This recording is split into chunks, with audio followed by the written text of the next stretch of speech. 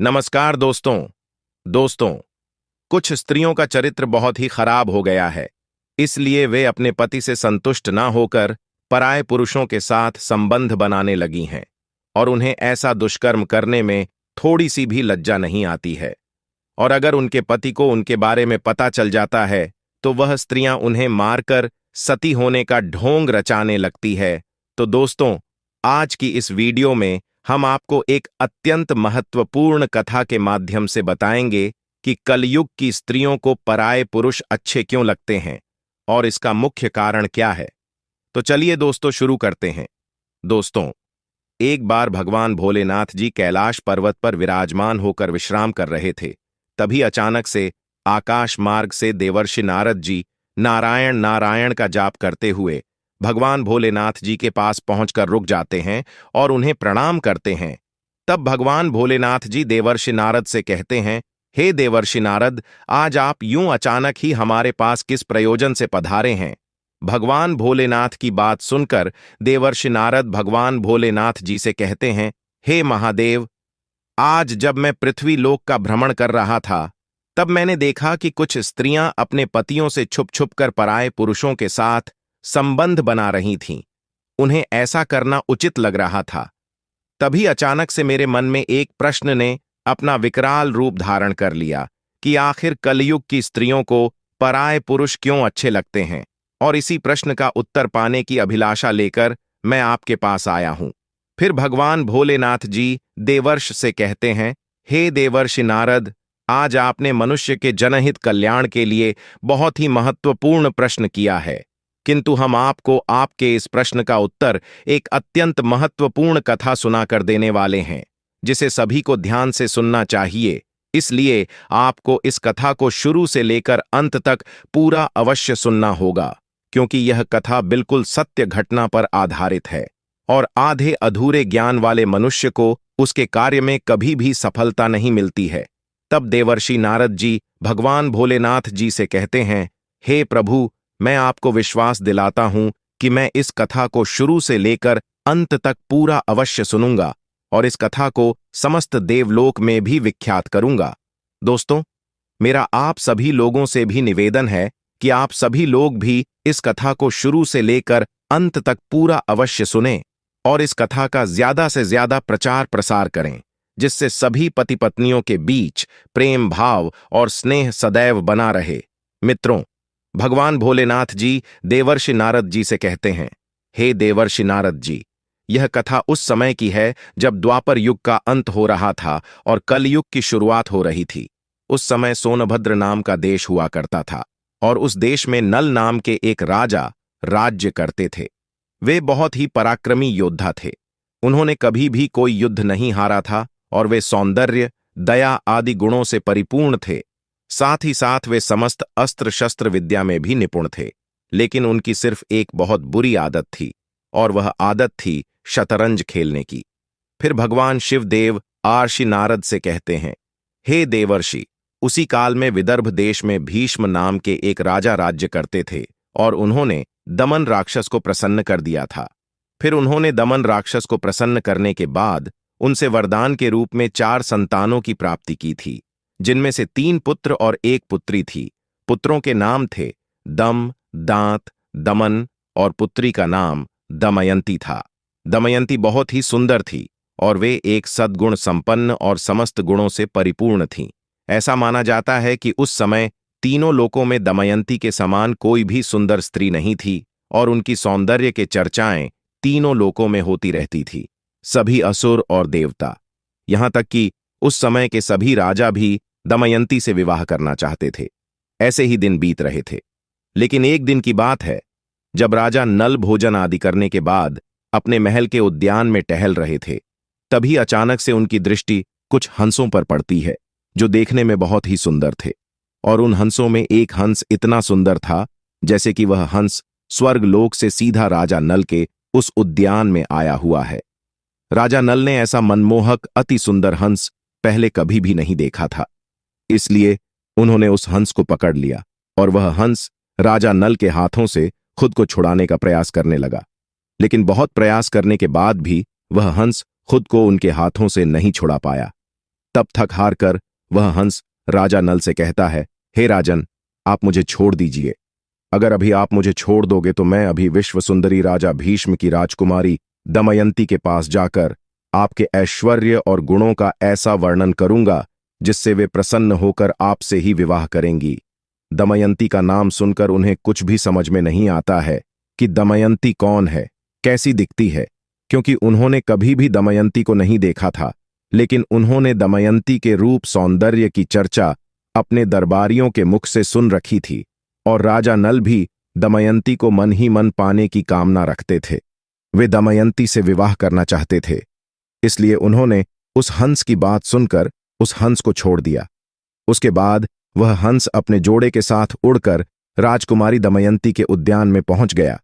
वहीं दूसरी तरफ राजकुमारी दमयंती भी अपने महल के उद्यान में टहलने के लिए आई हुई थी, और जब दमयंती ने उस हंस के जोड़े को देखा तो वे बहुत प्रसन्न हुईं। फिर उन्होंने उन हंसों को पकड़ना चाहा और उन्हें पकड़ने के लिए उनके पीछे दौड़ने लगी। संयोग से राजकुमारी दमयंती ने भी उसी हंस को पकड़ लिया जिस हंस को राजा नल ने पकड़ा था। उसके बाद जैसे ही राजकुमारी दमयंती ने उस हंस को पकड़ा, तभी अचानक से वह हंस राजकुमारी दमयंती से कहने लगा कि हे राजकुमारी दमयंती, तुम मुझे छोड़ दो, मैं तो आपके पास ही आ रहा था। उस हंस की बातों को सुनकर राजकुमारी दमयंती के मन में भी राजा नल से मिलने की लालसा जाग उठी। फिर राजकुमारी दमयंती उस हंस से प्रेम भरे स्वर के साथ बोली, हे प्रिय हंस, तुम राजा नल तक मेरा प्रेम संदेश पहुंचा दो। फिर हंस ने लौटकर राजा नल को दमयंती का संदेशा भी दिया। इधर दमयंती दिन रात राजा नल का ही ध्यान करती रहती थी। रानी दमयंती राजा नल से मिलने को व्याकुल हो रही थी और राजा नल का भी यही हाल था।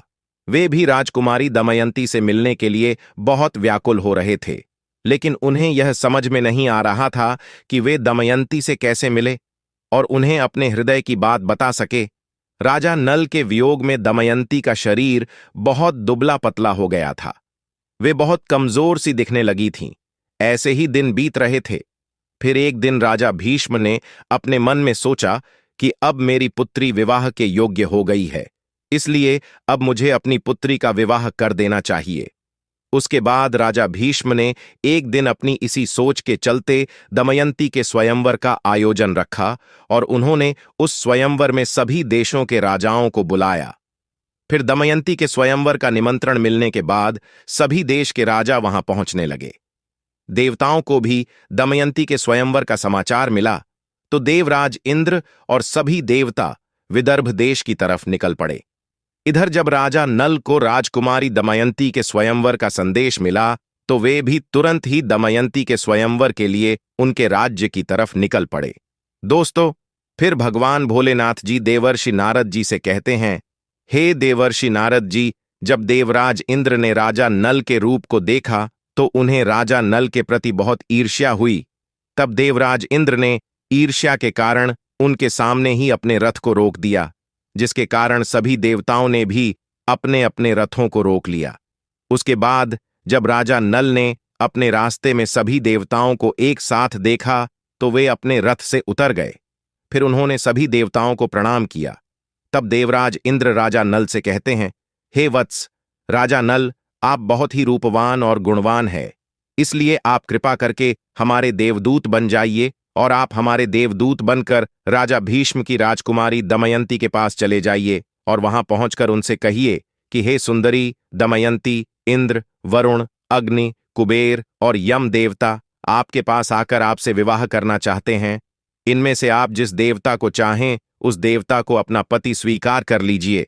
देवराज इंद्र की इन बातों को सुनकर राजा नल अपने दोनों हाथ जोड़ते हुए देवराज इंद्र से कहते हैं कि हे प्रभु, मैं एक देवदूत बनकर वहां कैसे जा सकता हूं, क्योंकि मेरा और आप लोगों के वहां जाने का एक ही उद्देश्य है, इसीलिए मैं आपका देवदूत बनकर वहां नहीं जा सकता हूं।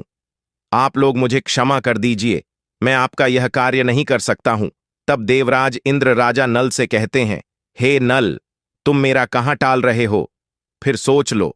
देवराज इंद्र की ऐसी कठोर वाणी सुनकर राजा नल उन देवताओं के दूत बनने को तैयार हो गए और उन्होंने देवराज इंद्र की आज्ञा से दमयंती के राजमहल में प्रवेश किया। राजा नल के महल में प्रवेश करते ही दमयंती और उसकी सहेलियां भी नल के रूप को देखकर मुग्ध हो जाती हैं और शर्म के मारे कुछ भी नहीं बोल पा रही थी। तब राजा नल दमयंती से कहते हैं, हे दमयंती, मैं यहां देवताओं का दूत बनकर आया हूं और स्वर्ग के देवता तुम्हारे साथ विवाह करना चाहते हैं। इसलिए आप किसी भी एक देवता को चुन लीजिए और उनसे विवाह कर लीजिए। यही संदेश लेकर मैं आपके पास आया हूं। मैं यहां आज कोई राजा बनकर आपके पास नहीं आया हूं, बल्कि कि मैं आज आपके पास एक देवदूत बनकर आया हूं और देवताओं के प्रभाव से मैंने आपके महल में प्रवेश किया है, इसलिए मुझे कोई देख नहीं पाया। मैंने आपके पास देवताओं का संदेश पहुंचा दिया है। अब आपकी जो इच्छा हो वह कीजिए। फिर दमयंती बड़ी ही श्रद्धा के साथ देवताओं को प्रणाम करती हैं और मंद मुस्कान के साथ राजा नल से कहती हैं कि हे स्वामी, मैं तो आपको ही अपना सर्वस्व मानकर स्वयं को आपके चरणों में सौंपना चाहती हूं। जिस दिन से मैंने हंसों की बात सुनी है, तब से मैं आपसे मिलने के लिए व्याकुल हो रही थी। आपके लिए ही मैंने अपने पिता से कहकर स्वयंवर की योजना बनाई है, जिससे मैं आपसे विवाह कर सकूं। लेकिन यदि आप मुझ दासी को अपनी पत्नी के रूप में स्वीकार नहीं करेंगे, तो मैं आपकी कसम खाकर कहती हूं, मैं इस तलवार से अपना गला काट लूंगी। दमयंती के मुख से ऐसी बातें सुनकर राजा नल कुछ सोचने लगते हैं और दमयंती से कहते हैं, हे देवी, जब आपसे बड़े बड़े देवता विवाह करना चाहते हैं, तो फिर आप मुझ तुच्छ मनुष्य से क्यों विवाह करना चाहती हैं? मैं तो इन देवताओं के चरणों की धूल के बराबर भी नहीं हूं। आप उन्हीं देवताओं में से किसी एक से विवाह कर लीजिए। देवताओं का कहा न करने पर मेरी मृत्यु भी हो सकती है, इसलिए आप मेरी रक्षा कीजिए और उन्हीं में से किसी भी एक देवता से विवाह कर लीजिए। राजा नल की यह बात सुनकर दमयंती बहुत ही भयभीत हो जाती है और उनकी आंखों से आंसू गिरने लगते हैं और वे मंद स्वर में राजा नल से कहती हैं, हे स्वामी, मैं आपको वचन देती हूं कि मैं सिर्फ आपसे ही विवाह करूंगी और किसी से विवाह नहीं करूंगी। तब राजा नल दमयंती से कहते हैं, परंतु इस समय मैं यहां देवताओं का देवदूत बनकर आया हुआ हूं और अगर इस समय मैं अपने स्वार्थ की बात करने लगूंगा तो यह बात बिल्कुल भी सही नहीं होगी। मैं आपसे विवाह कर सकता हूं, लेकिन जब वह धर्म के विरुद्ध नहीं हो। तभी अचानक से राजकुमारी दमयंती राजा नल से कहती हैं, इसके लिए हमारे पास एक उपाय है। इस उपाय को करने के बाद आपको कोई भी दोष नहीं लगेगा और हमारा विवाह भी संपन्न हो जाएगा। अब दमयंती राजा नल से कहती है, देखिए, उपाय यह है कि आप भी सभी अन्य राजाओं के साथ स्वयंवर मंडप में आना, लेकिन मैं आपको ही वरमाला डालूंगी, जिससे आपको कोई दोष भी नहीं लगेगा और हमारा विवाह भी हो जाएगा। राजकुमारी दमयंती की यह बात राजा नल को अच्छी तरह से समझ में आ जाती है और दमयंती की यह बात सुनकर राजा नल वापस उन देवताओं के समक्ष पहुंच जाते हैं। उसके बाद जब उन देवताओं ने राजा नल से पूछा कि क्या हुआ, तब राजा नल ने उन्हें बताया कि मैं राजकुमारी दमयंती के पास देवदूत बनकर ही गया था, लेकिन राजकुमारी दमयंती और उनकी सभी सखियां मुझ पर ही मोहित हो गईं और मैंने जब आप लोगों के प्रस्ताव को उनके सामने रखा तो उन्होंने जवाब में कहा कि वे मुझसे ही विवाह करना चाहती हैं। लेकिन उन सभी देवताओं ने राजा नल की बातों को बिल्कुल भी सत्य नहीं समझा और अपने मन में कहा कि हम किसी भी तरह से इसका विवाह राजकुमारी दमयंती से नहीं होने देंगे। अब कुछ समय बाद स्वयंवर की घड़ी आ गई।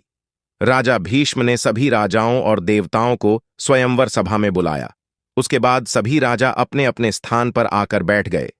फिर जब सभी राजा अपनी अपनी जगह पर बैठ गए, तभी अचानक से दमयंती भी आ गई। उसके बाद सभी राजाओं का परिचय दिया जाने लगा।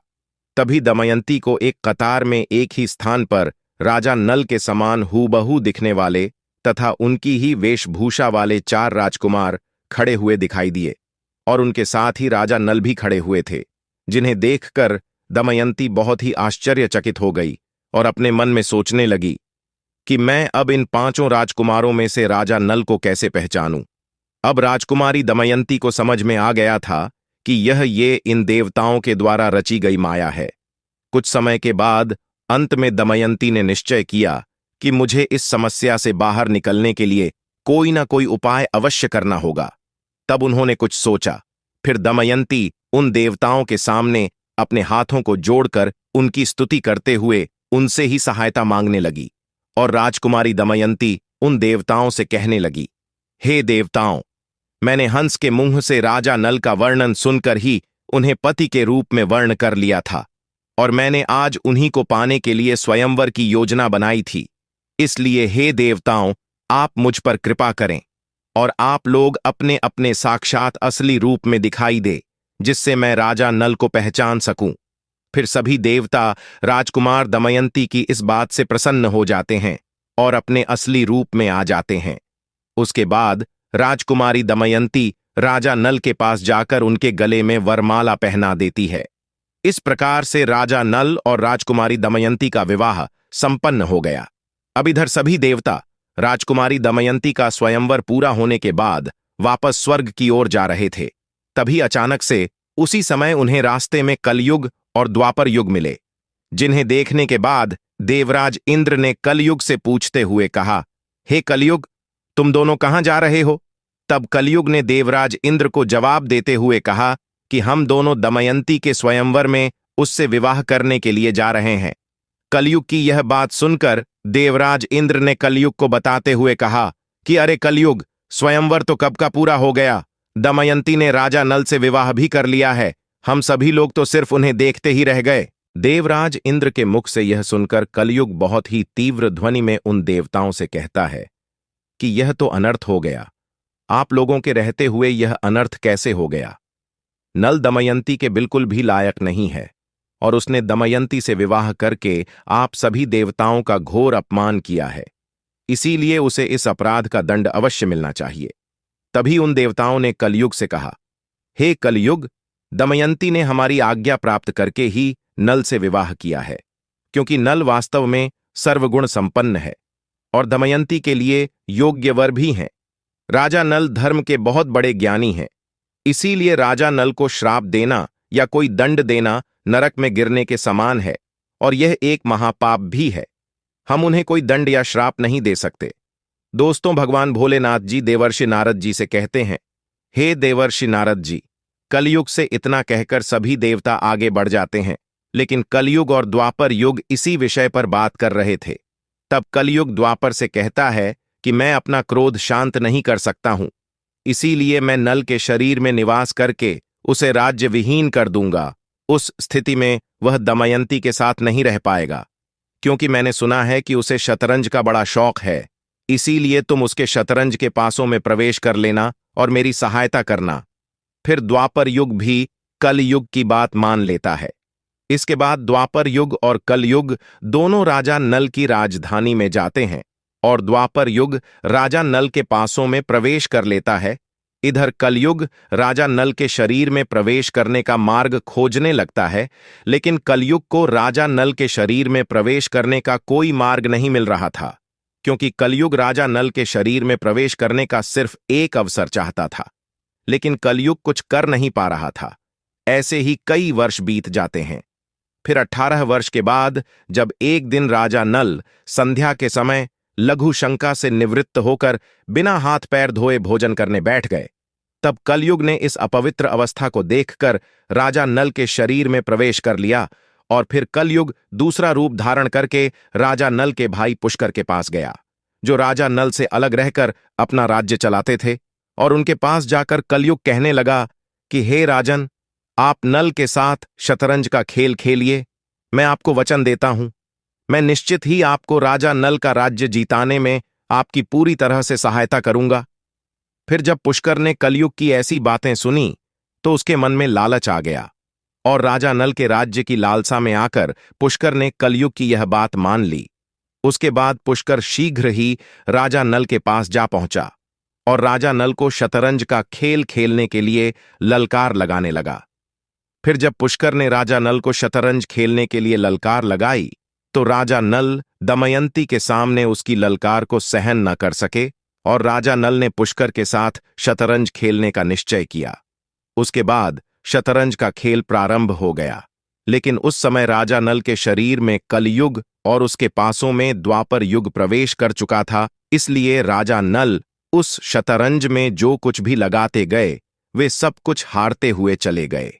फिर जब राजा नल की प्रजा और मंत्रियों को यह बात पता चली कि राजा नल शतरंज में सब कुछ हारते हुए चले जा रहे हैं, तब उन्होंने राजा नल को बहुत रोकना चाहा, लेकिन उन्होंने किसी की भी बात नहीं मानी और वे तब तक नहीं रुके जब तक कि वे अपना सारा धन हार ना गए।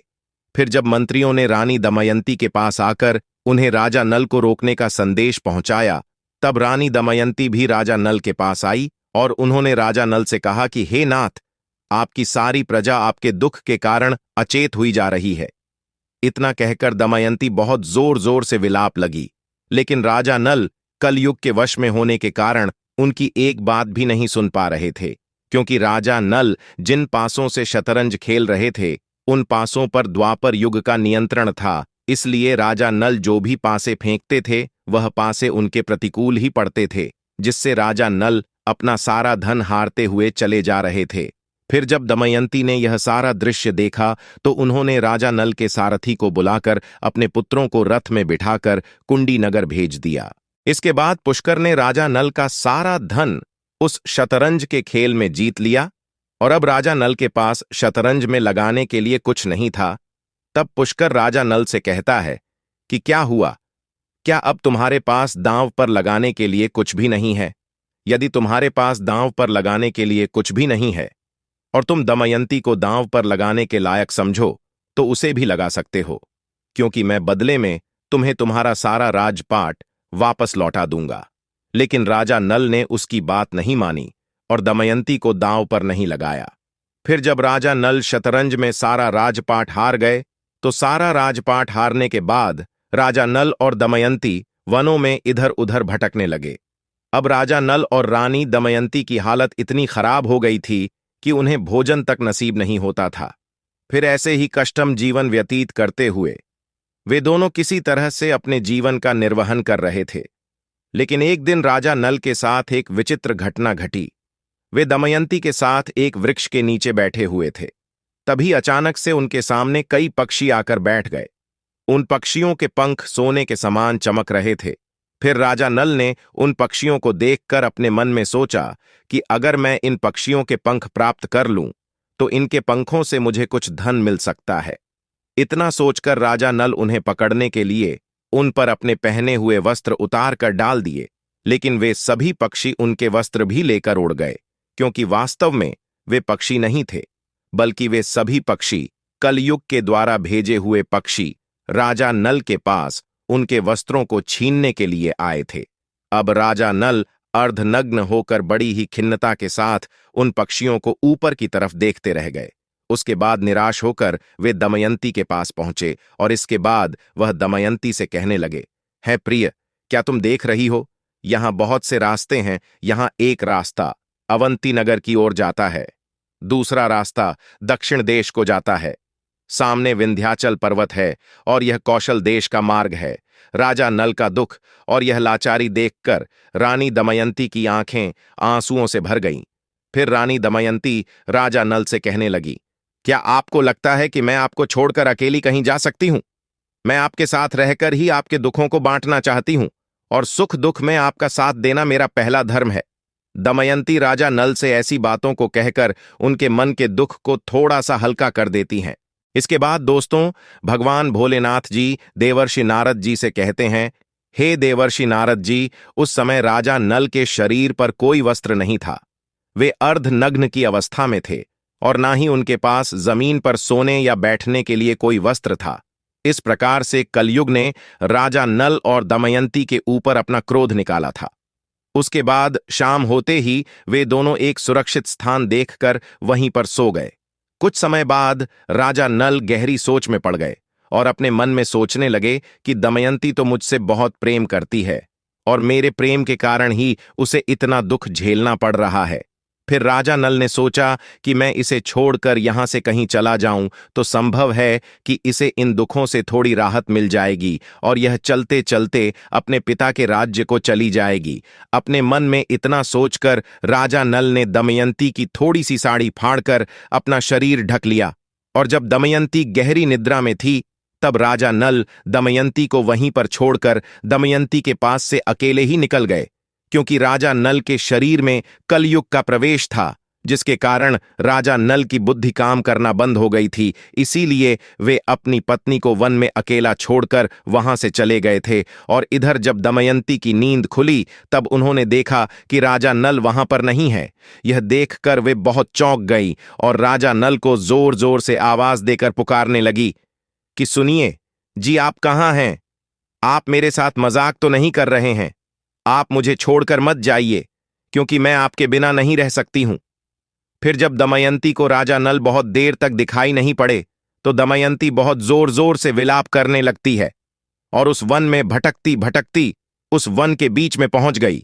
लेकिन तभी अचानक से रानी दमयंती के ऊपर एक बहुत बड़े सर्प ने हमला कर दिया, जिससे भयभीत होकर रानी दमयंती चीखने चिल्लाने लगी, जिससे उनके स्वर एक शिकारी के कानों में पड़े। वह शिकारी उधर ही घूम रहा था और जब दमयंती के चीखने चिल्लाने की आवाज उस शिकारी के कानों में पड़ी तो वह दौड़ता हुआ रानी दमयंती के पास आ पहुंचा और वहां पहुंचकर उसने देखा कि एक अत्यंत सुंदर स्त्री पर एक बहुत बड़ा सर्प हमला करने वाला है। यह देखकर वह शिकारी अपने तेज बाणों से उस सर्प का मुंह चीर डालता है। उसके बाद उस शिकारी ने दमयंती को उस विशालकाय सर्प से छुड़ाकर सहारा दिया। फिर उसे भोजन करवाकर उससे पूछा कि हे सुंदरी, तुम कौन हो? किस कष्ट के कारण तुम इस वन में भटक रही हो? तब रानी दमयंती ने उस शिकारी को सारा वृत्तांत सुना दिया। लेकिन वह शिकारी दमयंती की सुंदरता को देखकर उस पर अत्यंत मोहित हो गया। उसके बाद वह शिकारी दमयंती से मीठी मीठी बातें करके उन्हें अपने वश में करने का प्रयास करने लगा। लेकिन दमयंती को उसके मन के भाव समझ में आ गए थे, इसलिए दमयंती ने उसकी काम वासना को रोकने का बहुत प्रयास किया। लेकिन उस शिकारी ने उनकी एक बात नहीं मानी, जिससे रानी दमयंती बहुत क्रोधित हो गई और उन्होंने उसे शिकारी को श्राप देते हुए कहा कि मैंने राजा नल के अलावा किसी भी पराये पुरुष का कभी चिंतन नहीं किया है, इसलिए अगर यह सत्य हो तो यह शिकारी अभी मेरे सामने ही भस्म होकर मर जाए, यह मेरा शाप है। दमयंती के इतना कहते ही वह शिकारी दमयंती के सामने ही भस्म हो गया। उस शिकारी के मर जाने के बाद दमयंती उस घने वन में खो जाती है। फिर एक दिन रास्ते में मिले लोगों से पूछती हुई दमयंती उत्तर की ओर बढ़ने लगती है। उस वन में भटकते हुए उसे 5 दिन और 5 रात बीत जाते हैं। फिर वह अगले दिन शाम के समय राजा सुबाह के राज्य में जा पहुंच जाती है। वहां के सभी लोग दमयंती को पागल समझ रहे थे और कुछ बच्चे उन्हें परेशान भी कर रहे थे। तभी अचानक से दमयंती के ऊपर उस राज्य की रानी सुनंदा की नजर पड़ती है। तब उस राज्य की रानी सुनंदा अपनी दासी से कहकर दमयंती को अपने पास बुलाकर उससे पूछते हुए कहती है कि हे सुंदरी, तुम कौन हो और ऐसे क्यों घूम रही हो? क्या तुम्हें अकेले घूमते हुए डर नहीं लगता है? फिर दमयंती उस राज्य की रानी सुनंदा से कहती है कि मैं एक पतिव्रता स्त्री हूं, मैं कुलीन हूं और मैं एक राजा की धर्मपत्नी भी हूं। तब उस राज्य की रानी सुनंदा दमयंती से कहती है, ठीक है, तुम हमारे महल में ही रुक जाओ।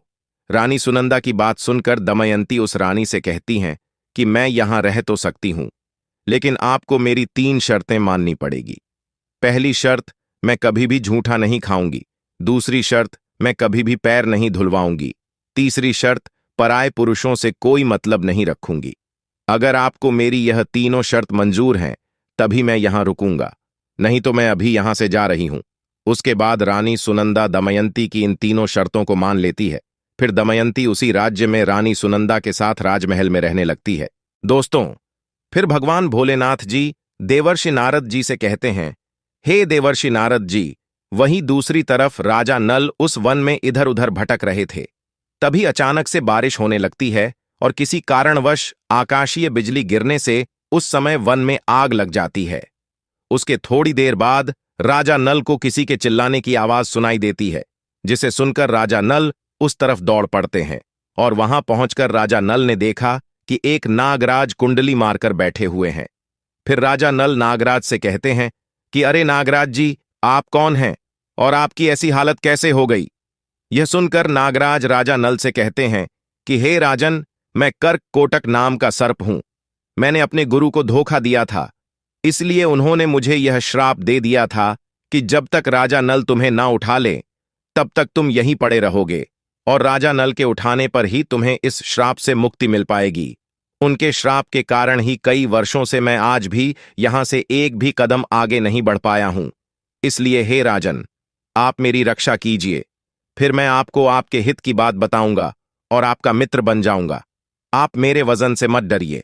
मैं अभी अपने इस विशाल शरीर को छोटा कर लेता हूं और हल्का हो जाता हूं। उसके बाद देखते ही देखते वे नागराज बहुत ही छोटे हो गए। फिर राजा नल उस सर्प को उठाकर उस वन से बाहर ले गए।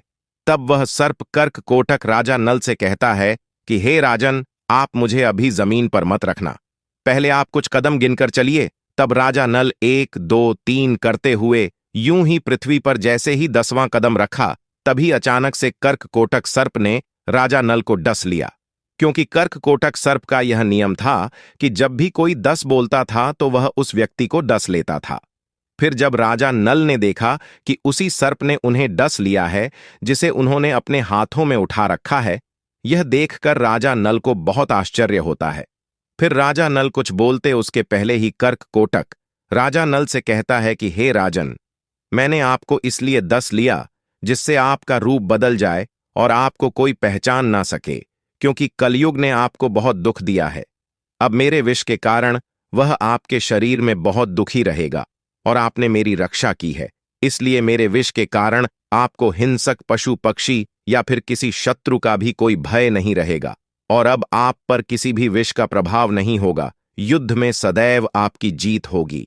राजा नल से इतना कहने के बाद कर्क कोटक ने राजा को कुछ दिव्य वस्त्र भी दिए। उसके बाद वह नाग वहां से अंतर्ध्यान हो गया। फिर राजा नल वहां से चलते हुए राजा रथ की राजधानी जा पहुंचे और राजा रथ से कहा कि हे राजन, मैं गुड्ड विद्या सिखाने का काम करता हूं। गुड्ड विद्या में मेरे जैसा निपुण इस समय पृथ्वी पर और कोई भी नहीं है। राजा की ऐसी बातों को सुनकर उस नगर के राजा ने उसे अपने यहां काम पर रख लिया। अब राजा नल और उस नगर के राजा की अच्छी मित्रता हो जाती है। राजा नल उन्हें गुड्ड विद्या सिखाते थे और राजा रथ नल को शतरंज का खेल सिखाते थे। ऐसे ही कई दिन बीत जाते हैं।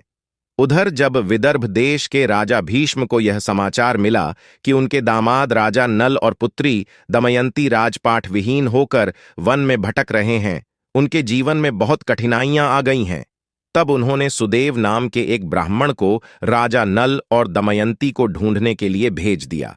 फिर सुदेव बहुत मेहनत करने के बाद राजा सुबाह के राज्य में जा पहुंचा, जहां पर एक दिन उसने उस राज्य महल में दमयंती को देख ही लिया। उस दिन राजमहल में कोई धार्मिक कार्य हो रहा था और दमयंती उस नगर की रानी सुनंदा के साथ बैठकर वहां का कार्यक्रम देख रही थी। इतने में सुदेव दमयंती के पास पहुंच जाता है और दमयंती से कहता है कि हे राजकुमारी, मैं आपके पिताजी का प्रिय मित्र हूं और मैं आपके पिताजी की आज्ञा से ही आपको यहां पर ढूंढने के लिए आया हूं। चलिए, आपके पिताजी को आपकी बहुत याद आती है, इसलिए उन्होंने मुझे आपको ढूंढने के लिए भेजा हुआ है।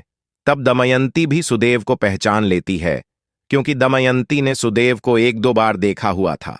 फिर रानी दमयंती सभी का कुशल मंगल पूछने लगी और पूछते पूछते विलाप करने लगी। तब उस नगर की रानी दमयंती को यूं विलाप करते हुए देखकर बहुत ही भयभीत हो गई। फिर रानी सुनंदा दमयंती को अपनी माता के पास ले गई। उसके बाद उन्हें दमयंती की सारी बात बता दी। तब राजमाता तुरंत अपने महल से बाहर निकलकर आई और सुदेव के पास जाकर उससे पूछते हुए कहती हैं कि हे सुदेव, यह किसकी पत्नी है, किसकी पुत्री है और अपने घर वालों से यह कैसे बिछड़ गई। तब सुदेव ने राजमाता को दमयंती के बारे में पूरी जानकारी दे दी।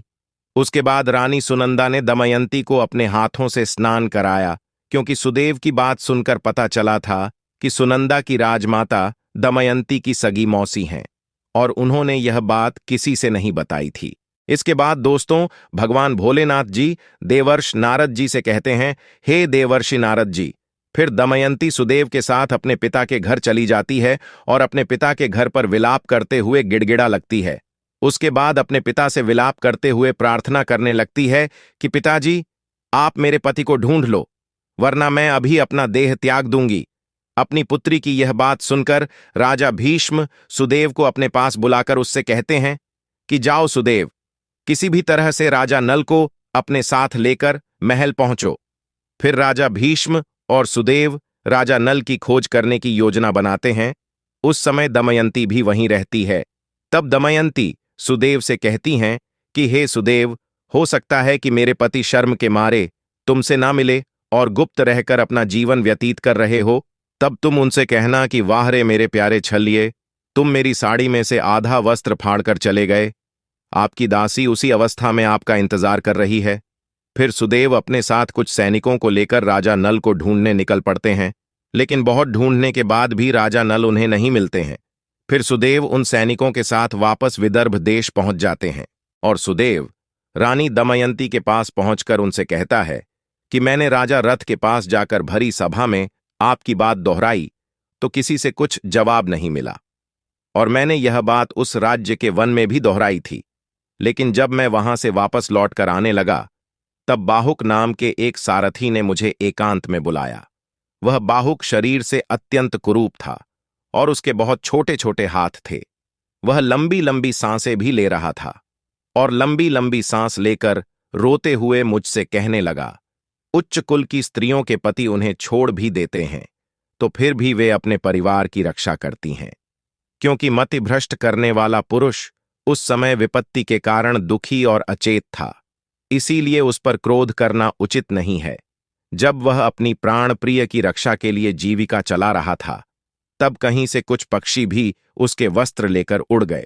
जब सुदेव ने यह सारी बातें दमयंती को बताई तो उनकी आंखें आंसुओं से भर आईं और वे बहुत ही जोर जोर से विलाप करने लगीं। उसके बाद दमयंती ने विलाप करते हुए अपनी माता को सारी बात बताई। दमयंती की बात सुनकर दमयंती की माता उससे कहती हैं कि तुम अभी इस बात को अपने पिता से मत कहो, मैं अभी इस काम के लिए सुदेव को भेज देती हूं। तब दमयंती सुदेव के पास जाकर उससे कहती है कि हे सुदेव, आप जल्द से जल्द विद्याचक्र पहुंचे और वहां पहुंचकर राजा रथ से कहना कि राजकुमारी दमयंती फिर से स्वयंवर करके अपने लिए वर का चयन करना चाहती हैं। उस स्वयंवर में बड़े बड़े राजा और राजकुमार भी आ रहे हैं और स्वयंवर की तिथि कल ही है, इसीलिए आप समय रहते वहां पर पहुंच जाइए। जीने तथा मरने का किसी को पता नहीं है, इसीलिए राजकुमारी दमयंती कल शाम होने से पहले ही पति का वर्ण करेंगी। दमयंती से आदेश पाकर सुदेव विंध्याचल चल गए और वे राजा रथ के महल में पहुंचकर उन्होंने राजा रथ से दमयंती के द्वारा कही गई सारी बातें बता दीं। सुदेव की बातें सुनकर राजा ने बाहुक को बुलाया, जो कि स्वयं राजा नल थे, और उनसे कहते हैं कि हमें जल्द से जल्द विदर्भ देश में पहुंचना है, क्योंकि राजकुमारी दमयंती ने दूसरा विवाह करने के लिए स्वयंवर का आयोजन किया है। फिर जब राजा नल ने राजा रथ की यह बातें सुनी तो मानो जैसे राजा नल का कलेजा ही फट गया हो, और उन्होंने अपने मन में सोचा कि यह संभव ही नहीं है कि दमयंती दूसरा विवाह करना चाहती है। फिर राजा नल और राजा रथ शीघ्रता से रथ में बैठकर विदर्भ देश के लिए निकल जाते हैं। फिर जब राजा नल राजा रथ को लेकर विदर्भ देश पहुंच जाते हैं, तब उन्हें पता लग ही जाता है कि हो ना हो इस रथ का सारथी स्वयं दमयंती के पति राजा नल ही हैं, लेकिन वे इसके बारे में किसी को कुछ भी नहीं बताते हैं। फिर जब दमयंती ने खिड़की से बाहर झांक कर देखा तो एक अत्यंत कुरूप व्यक्ति घोड़ों की सवारी कर रहा था। दमयंती यह देखते ही पहचान लेती हैं कि वही राजा नल है और दमयंती दौड़ते हुए उनके पास जाती हैं। उसके बाद उन्हें गले से लगा लेती हैं। तब राजा नल ने कर्क कोटक नाग के द्वारा जो वस्त्र पहने हुए थे उसे उतार दिए और पत्नी के सच्चे प्रेम के कारण कलयुग का असर समाप्त हो गया, जिस कारण से कलयुग राजा नल के शरीर से बाहर आ जाता है। फिर दमयंती और राजा नल के प्रति इतना प्रेम भाव देखकर कलयुग को उन दोनों से अत्यधिक घृणा हो जाती है। उसके बाद राजा नल भी अपने पूर्व रूप में वापस आ जाते हैं। दोस्तों, फिर भगवान भोलेनाथ जी देवर्षि नारद जी भगवान कहते हैं, हे देवर्षि नारद जी, किंतु अभी भी द्वापर युग का काल थोड़ा शेष बचा हुआ था, जिस कारण से कली राक्षस राजा नल और दमयंती को अपने वशीभूत नहीं कर पाया था, और उसने क्रोधित होकर दमयंती को उसने श्राप देते हुए कहा कि हे दमयंती, आज तो तुम मेरे वशीभूत नहीं हो पाई, अपितु मैं कलयुग की समस्त नारियों को यह श्राप देता हूं कि कलयुग की समस्त स्त्रियां आलसी बन जाएंगी, देर से उठेंगी, पति के साथ बैठकर ही भोजन करेंगी, और वे अपने पति से कभी भी संतुष्ट नहीं रहेंगी। उनके अंदर अवगुण और अधिक धन का लालचपन आ जाएगा। अतः कलयुग में स्त्रियों का राज्य हो जाएगा। हर घर की पुत्रवधू काम करने के लिए घर से बाहर जाएंगी। धन की प्राप्ति होने से वे व्यभिचार बन जाएंगी और उन्हें पति से ज्यादा पराये पुरुष अधिक अच्छे लगेंगी। वे सही समय पर विवाह नहीं करेंगी तथा स्त्री को जो मां बनने का वरदान मिला है वे उसका भी अपमान करेगी और स्वयं अपने पुत्र को जन्म नहीं देना चाहेंगी। दोस्तों, फिर भगवान भोलेनाथ जी देवर्षि नारद जी से आगे कहते हैं, हे देवर्षि नारद जी, कल युग की स्त्रियां कम वस्त्रों का परिधान करेंगी। उन्हें ऐसा करना बहुत अच्छा लगेगा और उनका प्रेम भी झूठा होगा। वे बाल भी कटवाएंगे, ठीक से अपने पुत्रों और परिवार की परवरिश नहीं करेंगी तथा अपने घर के वृद्ध लोगों को घर से बाहर निकाल देंगी। कुंवारी कन्याएं जो स्वयं देवी का स्वरूप होती हैं, वे भी विवाह से पहले ही गर्भवती हो जाएंगी और उनका पूजा पाठ में मन नहीं लगेगा। केवल दिखावे मात्र के लिए ईश्वर की पूजा करेंगी। किंतु जो लोग धर्म का पालन करते हुए ईश्वर का नाम स्मरण करते रहेंगे, उन्हें मुक्ति मिल जाएगी। जो स्त्री पति और ईश्वर की सेवा सच्चे मन से करती है, वह देवी समान पूजनीय रहेगी। उन पर मेरा आशीर्वाद सदैव बना रहेगा। इस प्रकार से कलयुग ने कलयुग की समस्त स्त्रियों को यह श्राप दिया था कि कलयुग की समस्त स्त्रियों को स्वयं का पति अच्छा नहीं लगेगा, बल्कि उन्हें पराये पुरुष अच्छे लगेंगे। दोस्तों, फिर भगवान भोलेनाथ जी देवर्षि नारद जी से कहते हैं, हे देवर्षि नारद जी, अब तो आपको आपके सभी प्रश्नों के उत्तर मिल ही गए होंगे। तब देवर्षि नारद जी भगवान भोलेनाथ जी से कहते हैं, हे प्रभु, आज आपने मुझे इस कथा के माध्यम से बहुत ही महत्वपूर्ण ज्ञान दिया है। इसलिए मैं आपको विश्वास दिलाता हूं कि मैं इस कथा का विस्तार समस्त देवलोक में भी अवश्य करूंगा। दोस्तों, यही कारण है कि कलयुग की प्रत्येक स्त्रियां पराये पुरुषों के साथ संबंध बनाती हैं और अपने पति से लड़ती झगड़ती हैं। उसमें ना तो उनके पति का दोष होता है और ना ही उनकी पत्नी का दोष होता है, क्योंकि कलयुग की प्रत्येक स्त्री के इस व्यवहार के पीछे कलयुग के द्वारा दिया हुआ श्राप शामिल है। वैसे पति पत्नी को सदैव प्रेम भाव से व्यवहार करते हुए सुखपूर्वक अपने जीवन का निर्वहन करना चाहिए, क्योंकि यही अच्छे पति पत्नी की पहचान